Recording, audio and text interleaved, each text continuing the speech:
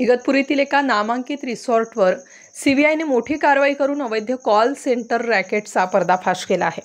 कारवाईत 5 आरोपींना अटक करण्यात आली असून 44 लॅपटॉप, 71 मोबाईल फोन, डिजिटल पुरावे, 1.20 कोटी रुपये रोकड, 500 ग्रॅम सोने आणि 7 लक्झरी कार जप्त करण्यात आल्यात।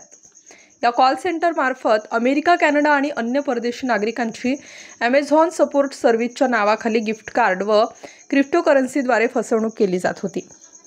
5,000 USDT सुमारे रुपये 5 लाख व 2,000 कॅनेडियन डॉलर गिफ्ट वाउचर रुपये 1.26 लाख व्यवहार उघडकीस आलाय।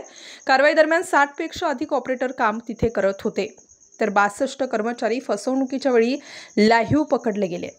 आमचे प्रतिनिधी शैलेश पुरोहित यांनी थेट घटनास्थळावरून हा तपशील दिलेला आहे। स्टार न्यूजसाठी मोहसिन पठाण, नाशिक।